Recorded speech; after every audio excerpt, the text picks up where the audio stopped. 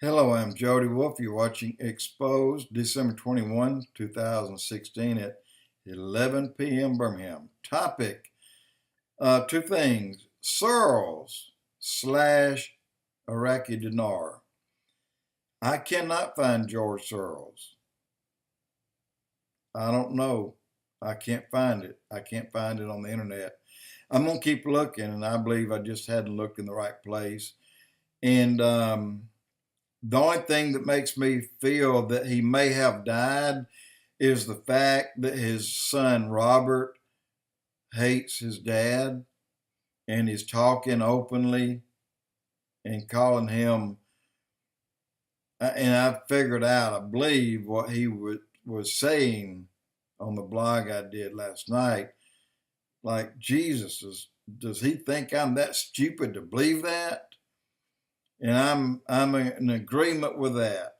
Not that Soros used Jesus as a nutcase, but Robert, his son, used Jesus as like, Dad, you're crazy. I don't believe half of your BS. That's what I get out of it. So why would he be talking if his father's around or there or where he can see this information?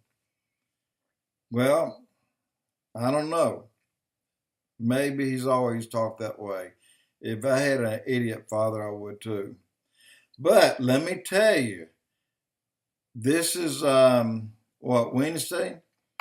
Monday, there was zero on the Iraqi Dinar. It was all bad. Everything was bad.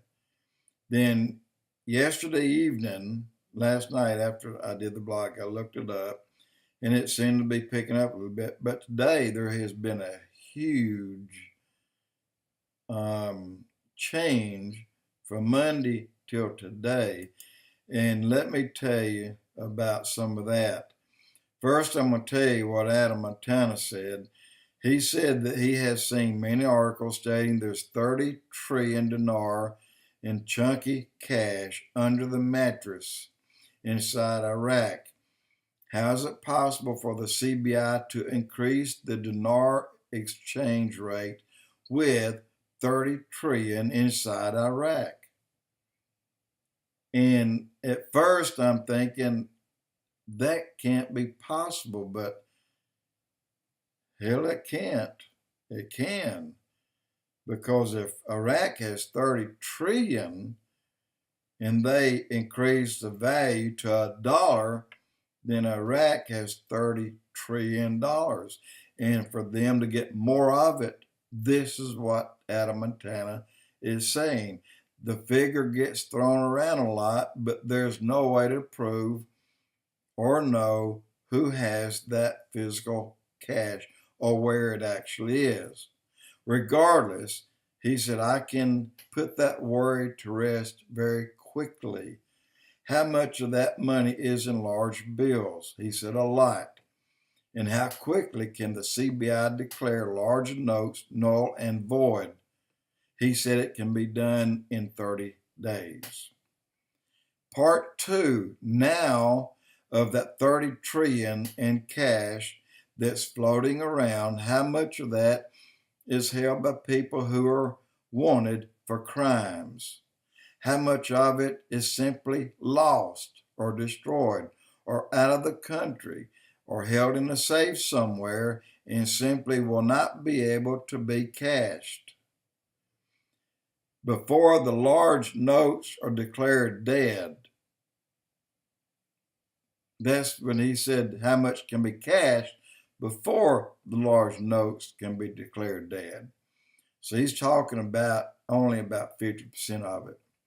So he said, I think it stands to reason that an easy 50% of that number will simply vanish and go away. And I agree with that. And not have any influence on the CBI and is liable during the cash-in phase. There's a lot more to say about this, but there's a good starting point. Bottom line for me, and it's Adam Montana, cash number doesn't concern me at all. His part, his number two, is Well, I read number 2. Wow, I got ahead of myself.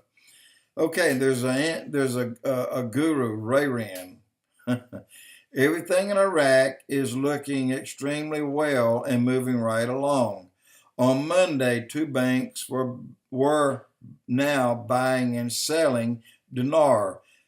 The rates not favorable, but the capability of them being was there. Now, this was a 180-degree turn, a powerful thing to happen for what we're looking for, an international traded currency.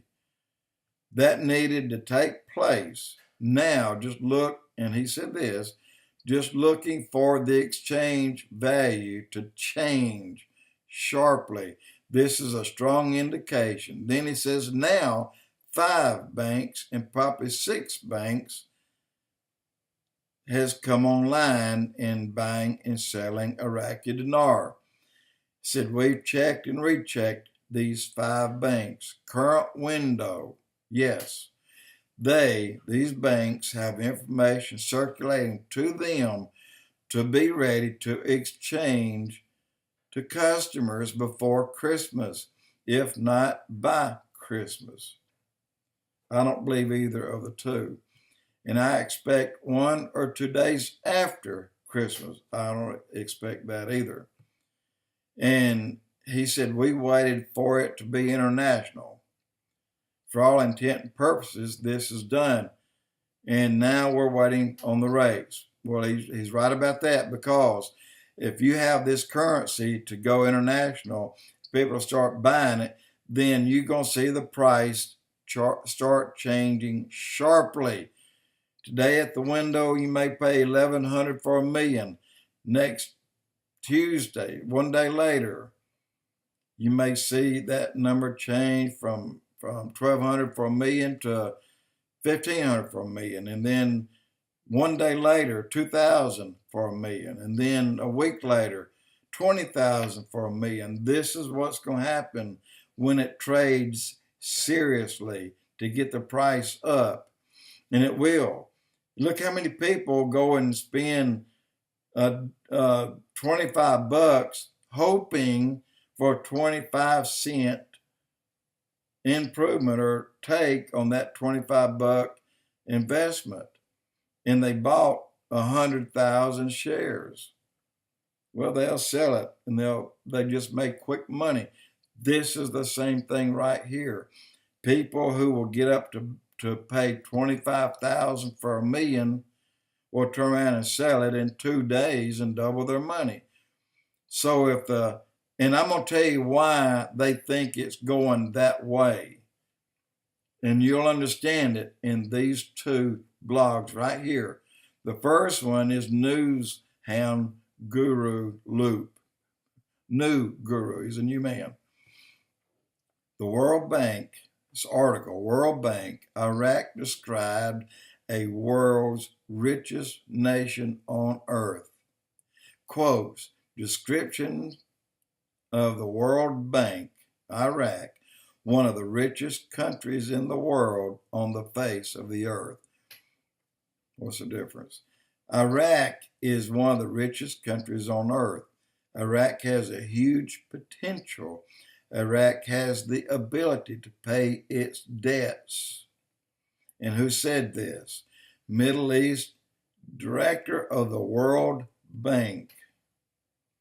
He's the one that made that statement.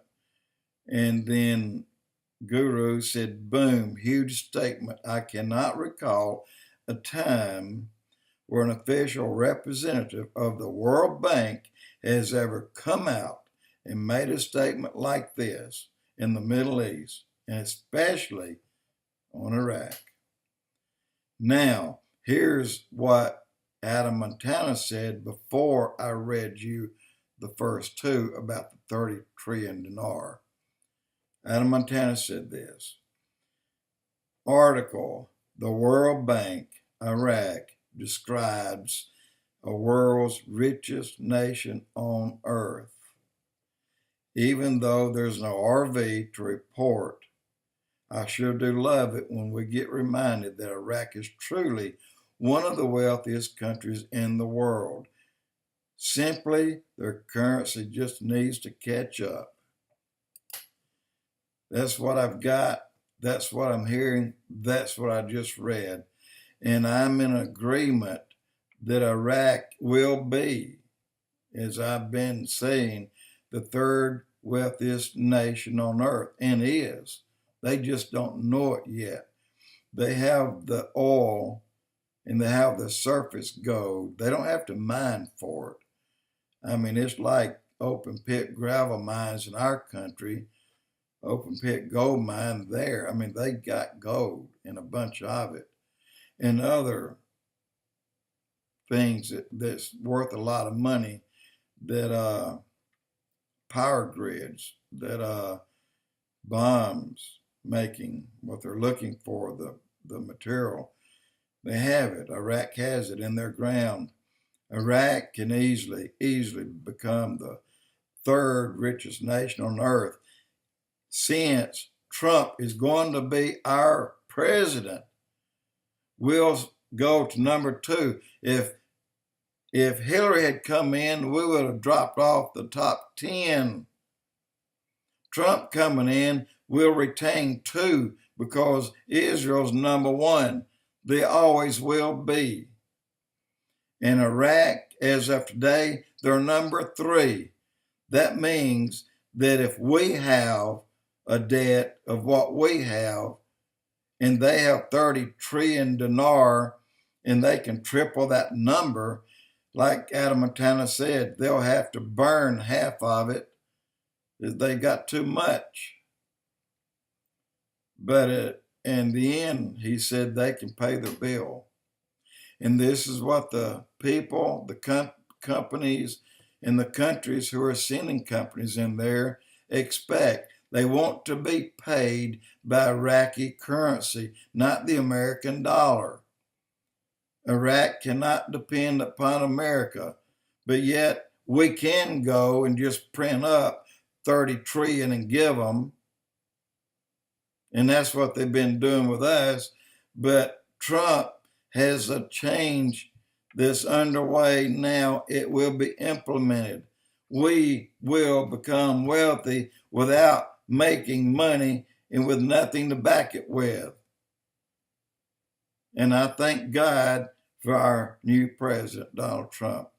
And I thank God that maybe, just maybe, the Iraqi dinar will be able to pay back our debt that we have in Iraq. Jody Wolf Expoz.